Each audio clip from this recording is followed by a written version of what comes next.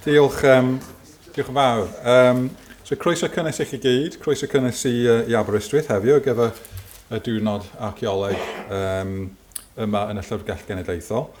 Dwi'n falch iawn i rannu y rhaglen y digwyddiad efo chi heddiw. Richard Nichols ydw i, y Prif Weithredwr HENEB. A diolch i'r Llyfrgell am y cyfle i defnyddio yr adeilad yma heddiw, y adeilad sy'n llawn hanes wrth gwrs ac yn annwyl i ni fel un o sefydliadau genedlaethol yma yng Nghymru. A rwy'n edrych ymlaen at hefyd cymryd y cyfle i weld yr arddangosfa Peter Lord nes ymlaen heddiw yn yr oriel Grygynnog. Yr arddangosfa dim celf Gymreig sy'n hollol annwyl i mi hefyd yn bersonol fel rhywun sydd wedi gweithio'n galed i gadarnhau cymorth gan Llywodraeth Cymru ar gyfer yr oriel genedlaethol celf gyfoes pan o'n i'n gweithio yn yr amgueddfa. So ni hefo rhaglen arbennig o dda heddiw sy'n cynnwys siaradwyr gan yr Ymddiriedolaeth Archeoleg Cymru, sef HENEB, a hefyd cydweithwyr gan y Comisiwn Brenhinol. A dwi eisiau deud diolch yn fawr i Cadw am noddi y digwyddiad heddiw wrth gwrs. A diolch o galon hefyd i Jenna Smith a Nicola o Comisiwn Brenhinol am y trefniadau. So very warm welcome to you all this morning. It's really lovely to see you all here and see the room so full. We're really looking forward to a packed day of interesting talks delivered by colleagues from both the Trust for Welsh Archaeology, which is HENEB, and also from colleagues in the Royal Commission. It's a partnership today in terms of the talks that you're going to hear. We want to offer our sincere thanks to the National Library of Wales for hosting us here. And I was just mentioning the opportunity that we have over lunch to see the Peter Lord exhibition No Welsh Art, which we hope you'll enjoy alongside listening to the talks and presentations from the archaeologists that are with us today. And I was also offering my sincere thanks to Cadw. Cadw have sponsored the activities as well today, so we're very grateful to them for their ongoing support. I'm Richard Nichols, I'm Chief Executive of HENEB. It's really good to be here and to see all of you, and thank you for supporting the event. And I have some housekeeping notes that I need to share before we do anything else. So we're not expecting any fire drills today, but you never know what might happen. So the assembly point is at the front of the library. You just follow the staff who will assist you in exiting the drum that we're in at the moment. For the toilets, you need to head to the shop, and the toilets are on the right. There are other toilets signposted. And if you do want to take the opportunity to see the exhibition by Peter Lord in the Grygynnog Gallery, and you need to have lift access. There is lift access up to the gallery, just to confirm that. And also Cafe Pendinas is open for lunch if you'd like to take the opportunity to have lunch in the cafe, or you can indeed sit in the covered courtyard immediately outside, or anywhere else that you prefer to go and have a sandwich at lunchtime around the building. So on to the talks. So, well, ni hefo treats arbennig o dda bore yma. We've got some brilliant treats this morning. So bydd Louise Barker yn siarad am odynnau calch a fordir Ceredigion. A hefyd bydd Dr James January McCann yn mynd i siarad am y casglu enwau lleoedd Cymru. Ond byddwn ni'n cychwyn gyda Toby Driver. Mae o'n mynd i siarad am y derwyddon a dewiniaeth ymchwiliadau newydd yng Castell Nadolig Ceredigion. So I'm going to invite our first speaker up, Dr Toby Driver, who you will all know, and he is going to talk about the work that's going on in Castell Nadolig Ceredigion. So over to you, Toby. Diolch yn fawr.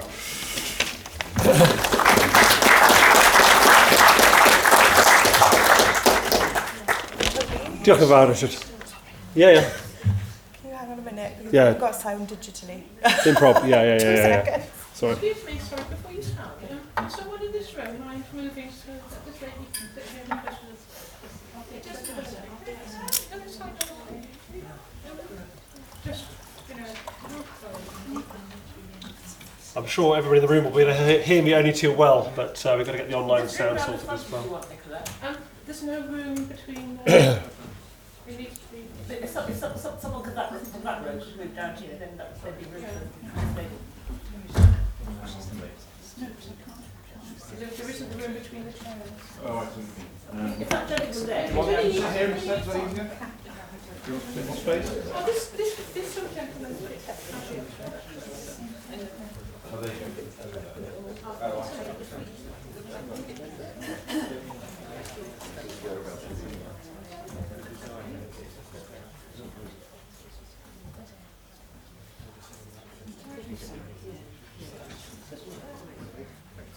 Thank you so much. Sorry. Great, popeth yn iawn. Diolch Richard, bore da pawb, good morning everybody. It gives me great pleasure to talk at this Archaeology Day about a very special hill fort in Ceredigion, which has produced some very special finds. And it's not often that archaeologists want to talk about Druids. One tries to avoid doing it as much as possible. But at Castell Nadolig, one really has to introduce the subject and talk about it. So this morning, I'm going to introduce Castell Nadolig Hill Fort and the Penbryn spoons, a pair of Iron Age spoons on display in the Ashmolean Museum in Oxford. I'm going to talk about what these Iron Age spoons are, why they're special, where they're found, and what we know about how they may have been used. And then we will return to Castell Nadolig to see the results of a new survey which sought to investigate, long overdue investigations really, to find out what on earth was going on in this part of Ceredigion to produce such unusual and special finds. And you can see Castell Nadolig Hill Fort here alongside the main coast road south to Cardigan, there by Temple Bar Farm. There's the scrapyard alongside, which is signposted off, Aberporth in the distance, in the dry summer of 2018. And Castell Nadolig lies about 2 kilometres from the coast. Just a short walk really in the Iron Age down to the beach, and it would have been an ideal place for location for coastal trade and so on. And here we can see replicas of the Ffynogion spoons from near Rhythin being held at an art event at Rhythin Castle last year, which I'll talk about at the end of the talk. So South Ceredigion in the Iron Age was a very busy place. Ceredigion itself had over 200 Iron Age hill forts and defended farmsteads, originating about 600 or 700 BC, but getting most numerous from about 400 BC onwards, built and occupied and reoccupied into the Roman period. And we know a lot about the lifestyle and the chronology of these enclosures here, due to, in part, a lot of the work by Ken Murphy and Harold Myton, who published a significant paper about all their excavations some years ago. The green squares represent earthworks, upstanding monuments. The circles represent crop marks, which have been long since ploughed away in this agriculturally rich part of the county. About 60 prehistoric defended farmsteads and hill forts ploughed away and only visible as crop marks for summer aerial reconnaissance. And you can see Castell Nadolig is one of the very few in this western part that's still upstanding as an earthwork. Back in 2006, Ken and Harold excavated the Fun on Wen prehistoric enclosure near Pennypark School, up there on the hill as you drop down towards Cardigan, and revealed the sort of chronology for one of these big circular enclosures, originating in the 7th to 4th century BC, then a hiatus, and then reoccupied in the late Iron Age, and some Roman or British roundhouses. Some good Roman pottery, a glass bead, but not a proliferation of finds, but some good environmental evidence. And you can see Castell Nadolig here in a more detailed map. Its location on this ridge route. Now the coast road currently, I think, probably preserves quite an old ridgeway. It runs along the watershed between the north and south valleys. Castell Nadolig, a locally prominent summit, which then opens to a plateau down towards Penbryn here. We've got a few significant sites, including the Corbelengi early medieval inscribed stone. But we have some treasures here. Pencoed of oil in the 19th century, one half of a neck ring. This is a computer reconstruction of the whole thing. One half of a late Iron Age neck ring discovered, now on display in St Fagans near Cardiff. There's incredible vine and leaf designs on it, owned by somebody fairly special in the Llandyssil area in the Iron Age. So there's plenty going on in Iron Age Ceredigion, and we're getting more evidence out. Now, Castell Nadolig itself, here we can see an aerial view from a couple of winters ago. It's a concentric circular hill fort. Not unusual, there's quite a few concentric circular hill forts in South Ceredigion. The big difference here is its enormous size. This is the second largest hill fort between the Dyfi and the Tyfi rivers. Second largest hill fort in the county of Ceredigion. Absolutely huge. There's a lorry coming on the road here. You can see its scale. We have the inner enclosure here, fossilised in hedge banks. The outer enclosure here, coming through there with an original main gate into the enclosure as earthworks here, and then an annex on the east side. And it sort of wedges up against the main road, but doesn't seem to be slighted by it. It's never been excavated, but we have a couple of finds. The Iron Age spoons are dated broadly to about 50 BC. And then in our field work about 3 years ago, we found a Middle Iron Age style saddle quern for grinding corn in the western part of the hill fort, just cleared with stones. So we know it's an Iron Age site, but there are other clues to later reoccupation as well. It's been known for many years. Its position on a road means we've got a good record of it from antiquarians and travellers. First mentioned in 1570, which is quite extraordinary for a site in Ceredigion. It's been Castell Nadolig since 1570. And normally this means Christmas castle. That implies all sorts of, well, especially with the spoons, potential seasonal rituals and so on at the site. It's often puzzled antiquarians. A curious appellation is how people used to regard the name. But a recent interpretation by Professor Wyn Owen draws attention to the nodol element of the place name. Potentially a castle in a prominent or special place would be a better reading of this place name in the sense of Ceredigion place names. So that's a new interpretation of how we view the site. Now, in the context of spoons and religion and ritual in the Iron Age, we know that springs and spring heads are very important and were important in Iron Age ritual and religion. Spring heads and springs and lakes were seen as portals through to the other world. And we have a very spring-rich setting at Castell Nadolig. I'm very grateful to the landowners, Jenny and Tyvi Davis at Temple Bar Farm, not only for allowing all this field work to go ahead, but also for showing me around many of the springs that they know about. The land's been in Tyvi's ownership for a century or more now. But we have the hill fort here, and two big springs within the fort, including one massive rock-cut spring here against the inner enclosure, which was only sort of stumbled upon in 2015. And actually, with the spoon finds, this should have been noted a lot earlier on, really. Shows there's always something new to discover at forts with fresh eyes. We have other springs here, a big one by the road, which was used in turnpike days to water cattle and horses, and then a huge spring head leading down to the Penbryn coast. Quite significant, actually, this, in the context of what we know was probably going on at Castell Nadolig. So an interesting setting all round. Now, we know of a lot of history of Castell Nadolig, as I said, because it's been very well visited, thankfully, over the years.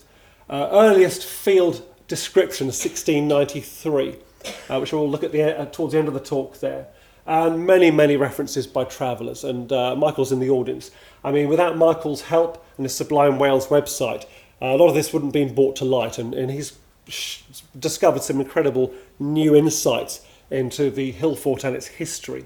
But firstly, this incredible 1787 estate map, which shows half the fort here on this particular map, the old encampment, and a stream issuing from the spring at the side of the fort critically as well. A very nice record.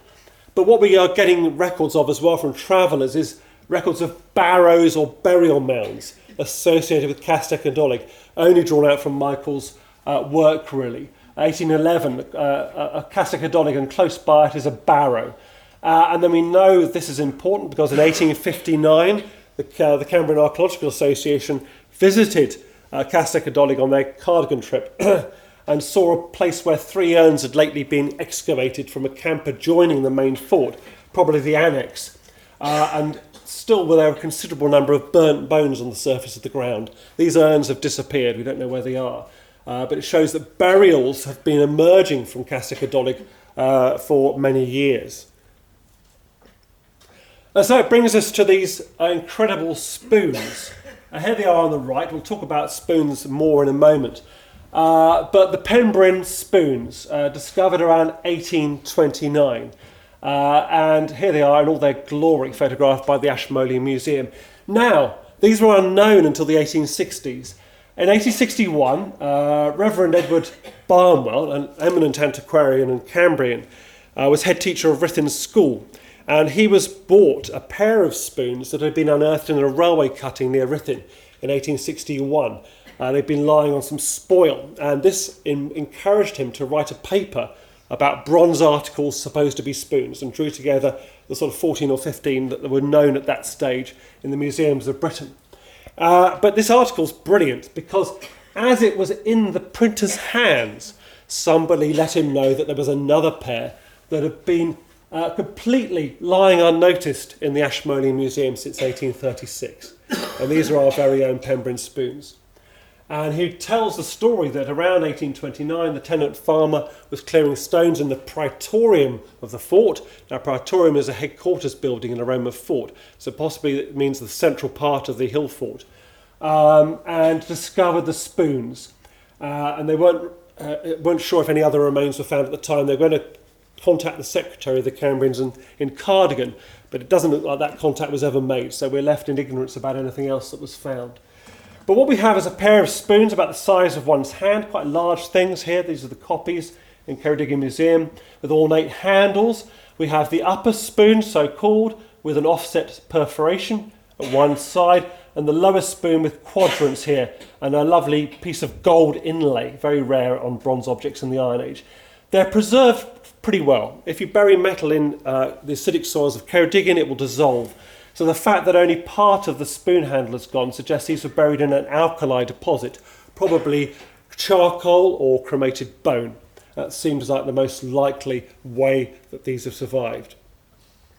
But it wasn't until the 1990s that my colleague in this research, Professor Professor Andrew Fitzpatrick, actually went to the Ashmolean Museum. He was doing research on short swords in Europe and had a closer look. He was aware of the gold inlay on the spoon that had been seen a long time ago, but actually saw there were 3 other inlays in the quadrants that hadn't been noticed before, because all the studies had been done from copies in Cardiff Museum rather than the original spoons. And scientific analysis by Peter Northover, with Andrew Fitzpatrick, has shown not only that the bronze of the spoon contains copper from Llanymynech Mountain near Welshpool, so they're Welsh borderlands metal, but we have high tin bronze inclusion there, and the 2 inlays here are lost. But we have different metals inlaid in the spoons, which is very interesting indeed. Now, before I go on about spoons anymore, let's have a little look at why I'm so excited about them. Now, Iron Age spoons are not spoons as such. Some of them are very flat. Some do have a dish to them. These are the Nestcliff spoons found in Shropshire in about 2005. And they're on display in Shrewsbury Museum, so do go and see those if you have a chance. They have got a bit more of a dish. See the upper spoon again with an offset perforation, the lower spoon with the quadrants again. So they're large. They're usually found in pairs. And if they're found in pairs, we have a blank spoon with a hole and a quadrant incised spoon. And where we have context, they're usually associated with burials or springs and watery places. And they're insular, so it means that we know that they're made in Britain and Ireland because they don't occur anywhere else. The only one we have from continental Europe is from France, and that looks like an export from Britain, given the context of the others. And we have them in Wales, 2 in Wales. The Irish ones are found in peat bogs, so we don't have a precise find spot for those. And one's just popped up on the Isle of Man 3 months ago, which is quite extraordinary as well. But what makes these very special indeed is that we only have 28 of them. That's it. Since 1829, only 18 pairs. And if you think of all the Digging for Britain programmes you watch, all the bypass excavations, all the urban discovery that's been done in the last century, we've only had 6 found in the last century, and the last one in the last 3 months, which is quite extraordinary. So these are rarer than hen's teeth. It's quite extraordinary, really. So in terms of context, where we have them, we see coming out of burials in at least 4 examples. This is a burial excavated at Bournemouth in the 1920s, up in the borders in a coastal position, where spoons are found with a knife, buried on one side of an individual, lying in a grave surrounded by stones. And at Pogny in France as well, a woman in her 40s or 50s, buried on one side with a bronze bowl over a pair of spoons on her side there as well. It's likely the Castell Nadolig ones are from a burial, and at Deal in Kent, a coastal cemetery produced a burial with a pair of spoons as well. We also have association with springs and rivers. These wonderful ones from Graber, Crosby Ravensworth near the M6 up in the north, were discovered in the 19th century when a farmer was digging out a spring for his cattle on his land, but near the farm. The Vernogion ones are near a river at Rhythin. We've got ones dug out from quite prolific springs near Bath as well, and from the River Waveney in East Anglia. So we have quite some consistency with the find spots for these unusual items. And as part of the new research, to research the discovery point of the Pembrine spoons at Castell Nadolig, it seems sensible to get a corpus together of these spoons. The last one had been done in 1924. So worked hard. We could split these things in any sort of typology, but it sort of fell into a typology of bowl design, handle design, whether it's got a shoulder or a flange and all this. And you can see what we have. This is all we have so far. You can see some obvious types coming together. The type 2A here, at least 4 or 5 of these could have been made in the same workshop, yet they're ending up in Bath, Ireland, sort of everywhere, Isle of Man, everywhere really. But among all the spoons that we have, the Castell Nadolig ones are still the only ones with inlays on their lower bowl, and along with the Thames spoon are the most ornate handles. The River Thames spoon, we only have the upper spoon, we don't have the quadrant spoon. Maybe that's got inlays. But with the similarity in the handles of these spoons, this is on display in the Museum of London. Actually, we really want to do some metal analysis of this one. I wonder if that's also Llanymynech bronze or Llanymynech copper in there as well. That would be really interesting to find out. But some very interesting stuff emerging from these spoons. But how do we make sense of them? Andrew Fitzpatrick did an enormous amount of research on this point in the 1990s and early 2000s. He knows his artefacts a lot better than me, a lot better than most people, and had done a lot of work on ceremonial and ritual objects from Europe. And in particular, he'd been looking at Iron Age short swords, a group of finds from Central Europe. There are only 9 of these short ceremonial swords, and all are inlaid with gold or silver or base metal. And one has a symbol of sheep or rams on it, the assumption being it's associated with ritual and sacrifice. And he was working on these at the time he was first looking at the Pembrine spoons. And one sword in particular sort of sums up the puzzles that we have here, the Allach sword from near Munich. It had long been seen that one had a circle and a crescent here, separated by a line in gold on this sword. And people thought perhaps it's the sun and the moon. But then it was only in the 70s when more analysis was done that the hidden symbols on the back in a base metal, bronze, were also discovered, showing another sort of slice of the moon and an open symbol with a triscaler device inside it. And then it was only in the 70s and then in 2015 that further gold spots were found here under this symbol here, thought to represent the Pleiades constellation. And what it seems to suggest now, along with all the other swords in this collection, is the full moon, the waning crescent, the waxing crescent, and then the new moon, the return of the light here.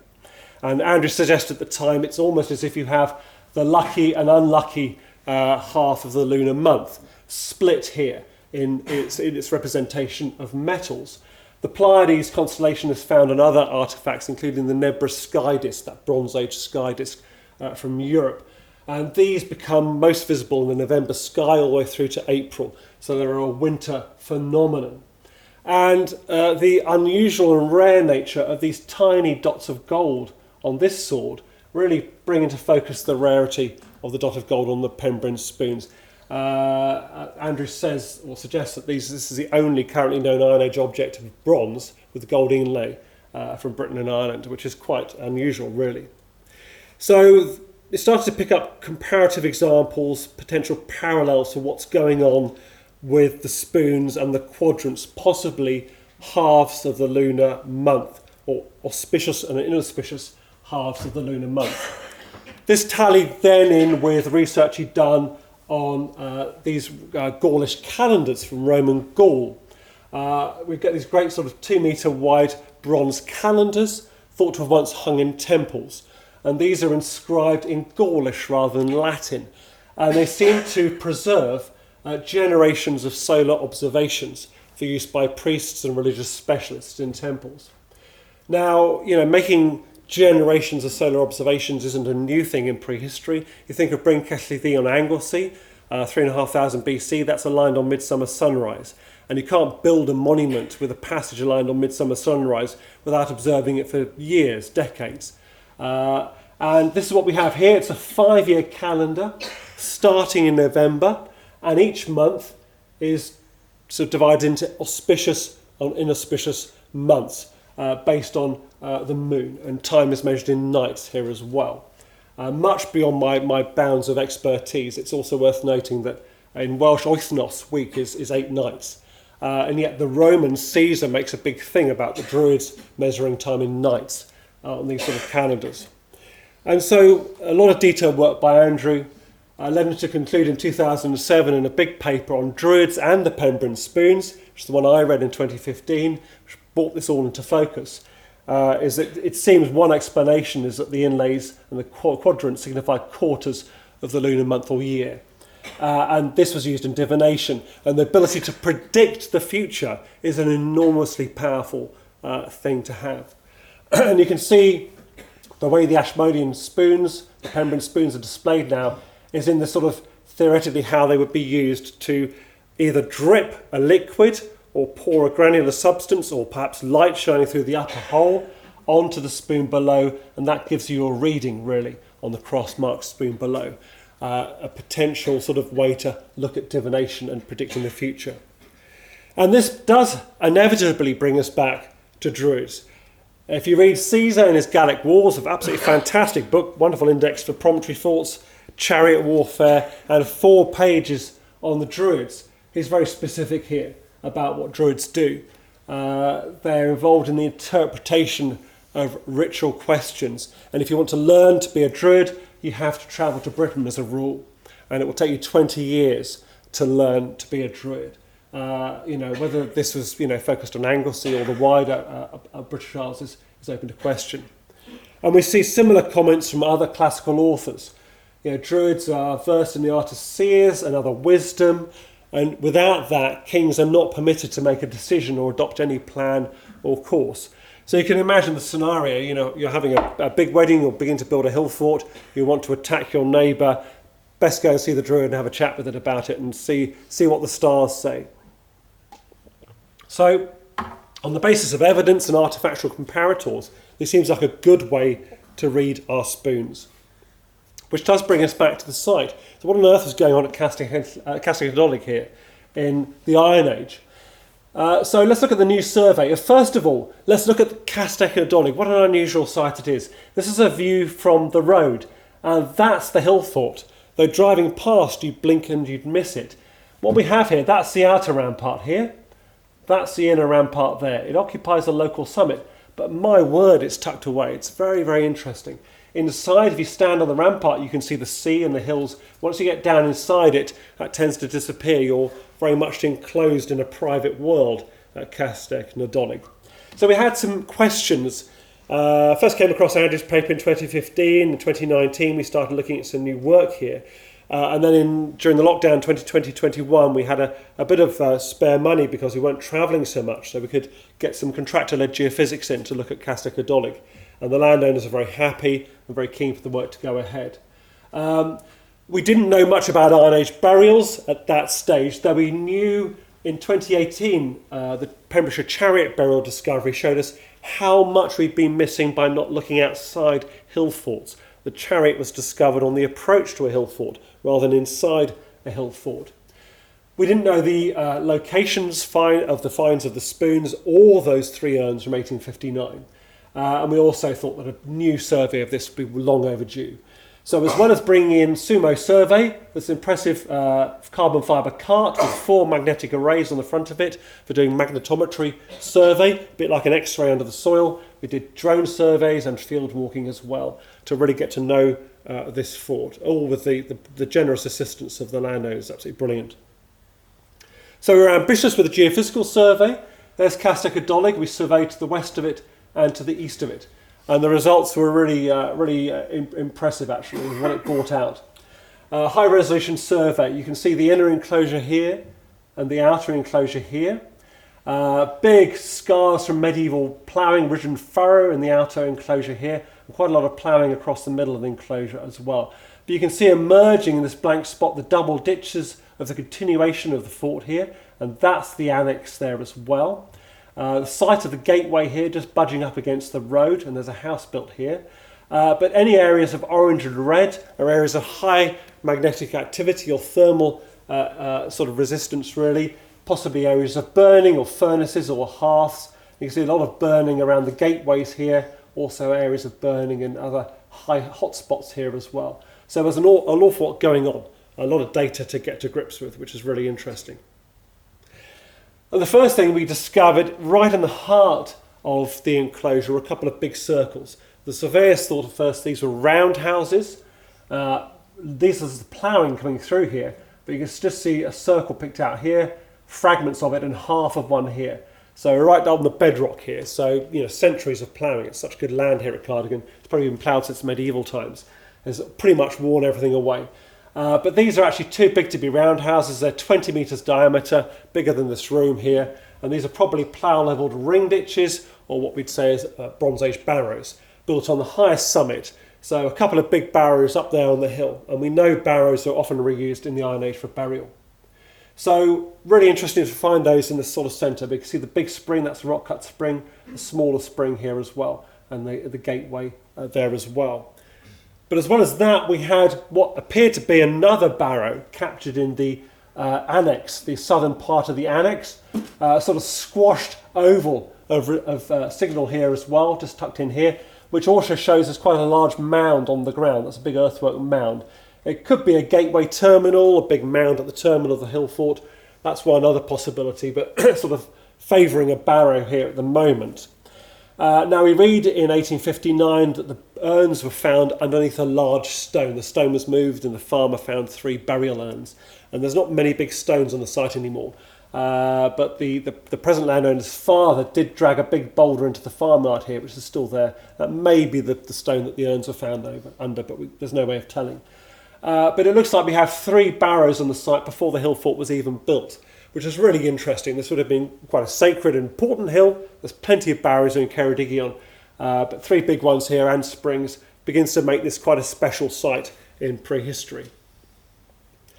But also, in addition to those, we found other barrows on the approaches to the fort, which we weren't expecting. This is very exciting. 2 larger barrows of Bronze Age appearance, really, measuring up to 15 or 17 metres diameter. And then 3 smaller barrows. You can see the grave pits in them as well here. And these start to tally with what we were understanding about Iron Age burials, both from the work done by the Dyfed Trust and the National Museum at the Pembrokeshire Chariot Burial, but also the new Llandalo School that was excavated in the Tawi Valley has produced Iron Age burial mounds. These are starting to emerge from the record. We know what we're looking for. And it appears we have a Bronze Age and Iron Age cemetery on the approaches to the fort as well. Even more exciting, a square barrow with a central grave pit, 7 metres across. What's that? Almost as big as this room. Quite a big monument, really. And you'll see a lot more of those in Ken's talk this afternoon about Plascogyrthan. Early medieval people in this sort of world after the Romans have left, coming back to these great prehistoric monuments to mark them with their own burials and rituals. So it's falling into a sort of narrative there as well. So we have a story of development emerging at Castell Nadolig.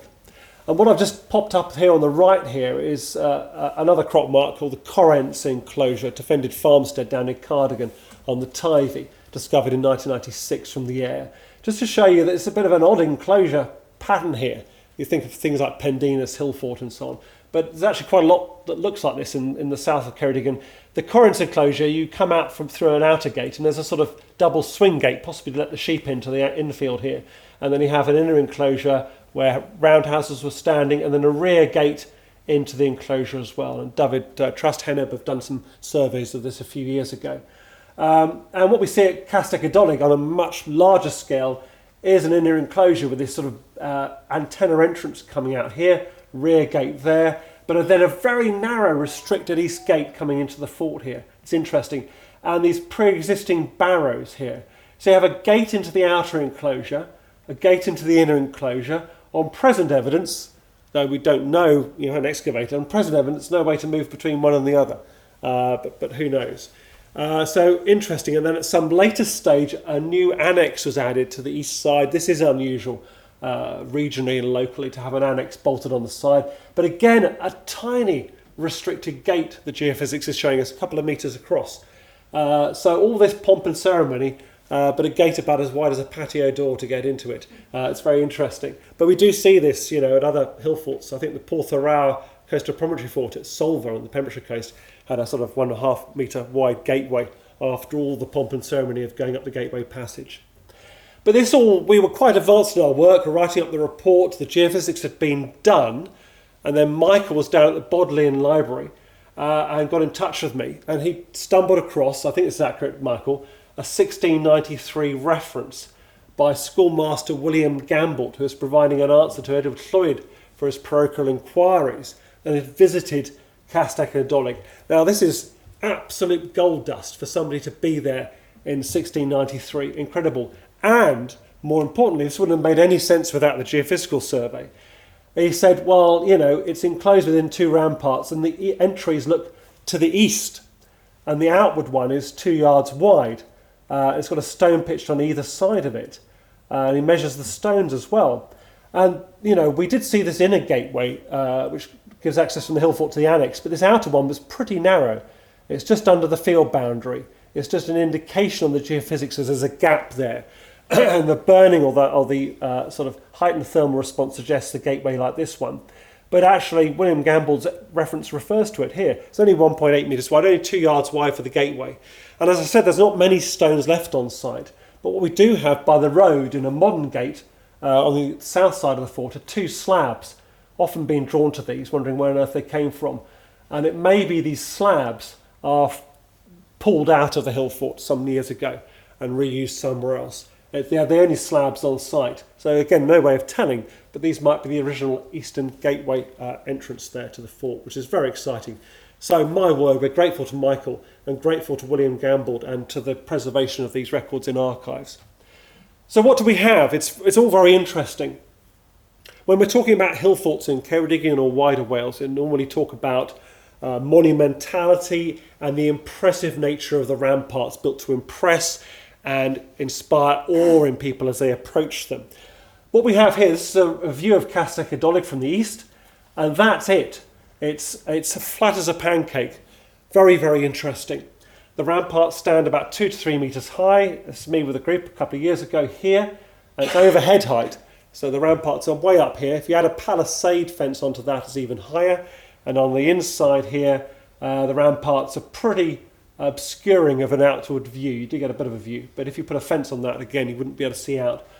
And what we have here is a story, I think, of privacy and concealment at the fort, of secrecy, of everything being closed off, possibly lying on a busy major ridgeway here as well, but there's no real way to see clearly into what's going on.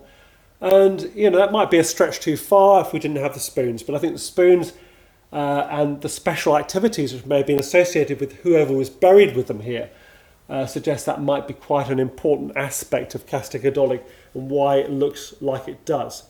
So we attempted an imaginative reconstruction of what Castell Nadolig may have looked like in the early days, with quite a lot of barrows on the approaches to it, and barrows possibly still a feature of its interior.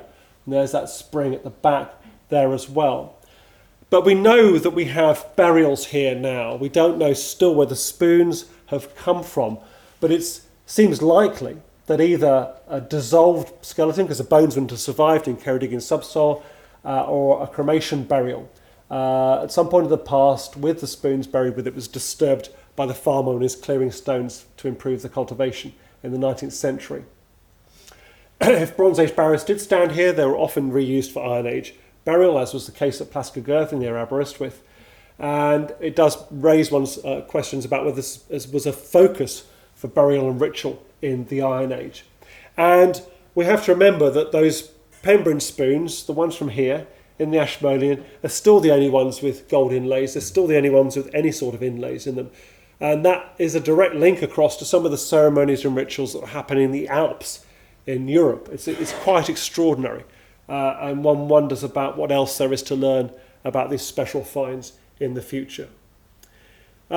These continue to cause excitement and interest among people. Last year, artist Olivia Hicks, you can find her on Instagram, was invited to perform at Rhythm Arts Festival, and she looked around about what was in the locality and found the record of the Llanogion spoons discovered in 1861, the ones that led to all this in the first place, and did a 2-day art performance based on the spoons and setting that drawing free in the river for it to float away. And these are the Llanogion spoons up in the Museum of Scotland at the moment. And Fiona Gale helped me a lot with all the setup for that and loaned the spoons from Denbighshire County Council. Absolutely wonderful work. And, you know, there's still some out there, but they are rare. In December last year, Manx Museum got in touch because another one had come up. The chap had found it in about 2016, but didn't think it was anything special until he saw the Bournemouth spoons, I think, on display in the National Museum of Scotland on a holiday last year, and realised he had something quite unusual. And this has caused quite a stir in the press. This is one of 2 spoons, the Patrick Middleton spoon, this one from the Isle of Man, the first one from there. So there's still some out there, but they don't come up very often. So do keep looking if you can.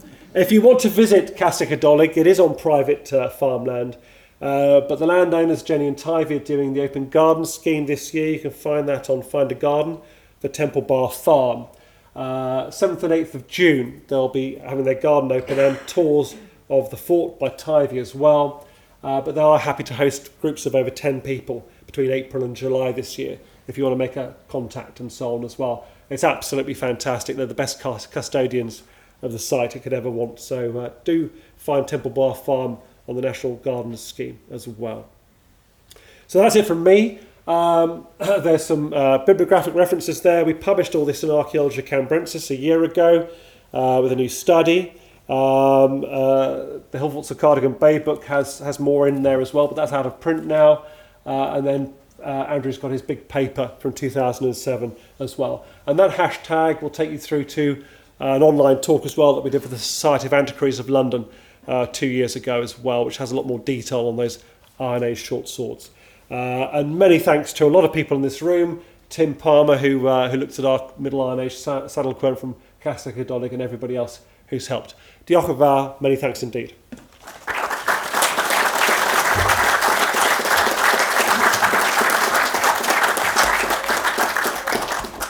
Right, thank you for that, Toby. We've got about 5 minutes for questions. Do we have any questions for Toby? Come on. Yes. Do you know anything about the burial in France? Was that a French person or was it someone from the British Isles at all? Any information on that? There's a longer article in French. It was founded in the 1920s, so our details are quite sketchy, but there's been some reanalysis of that more recently. And in the Castell Nadolig paper, in Archaeologia Cambrensis, Andrew Fitzpatrick's written quite a big piece about the Pony spoon's discovery, because he then went back to the archives with this to have a little look more at it. There's a suggestion that the bowl with the spoons is potentially involved in the rituals and so on as well, and it's a female burial, which is really interesting. I'm not sure if the bones survive, but it is quite a find in French archaeology as well, so there's been a few more recent papers about it. But if you can get a hold of a copy of Archaeologia Cambrensis, and in another year or so it'll be freely available online, so it'll be more detail in there. Thank you. Pleasure. Yes? Bearing in mind that... There's a mic there, if you could use that. Sorry for our online okay. viewers. Bearing in mind that North Ceredigion is closer to Llanymynech than South Ceredigion, might there be spoons up here? That would be nice, wouldn't it? Llanymynech Hill near Welshpool, it's only just coming into the fore as a really important site. And Simon Timberlake, who many of you will know, the Early Mines Research Group, has done some work in there the last 3 or 4 years. They're learning a lot more about the Iron Age mining there than we did know about. So I think it's about getting that money for scientific testing. So on the question of whether there's spoons up here, it would be great, but I'm doubtful. I mean, one wonders if Castell Nadolig may have been the big site in Western Wales for going to see the person with their spoons. I don't know. Whether there are other important artefacts made from Llanymynech metal, I think we need a bit more scientific, or more money for scientific analysis to be very, very useful as well. But yeah, it does make you wonder, doesn't it? It's interesting. Yes, this lady here. Wait for the microphone. Thank you. I'm not an archaeologist, I'm an embroiderer, and Great. I worked at Llanymynech for 4 years on a community project. Oh, great. And the long, I don't know what you call it, the hill, there were Romans there guarding it because there was gold, and down in the valley there's the lead mine. So it's a very rich place. Very rich indeed, yeah. I mean, it's an astonishing hill, isn't it, really? Oh gosh, yeah. It's fringed by Offa's Dyke as well, so Yes. I think the people building Offa's Dyke were keen to get the metal.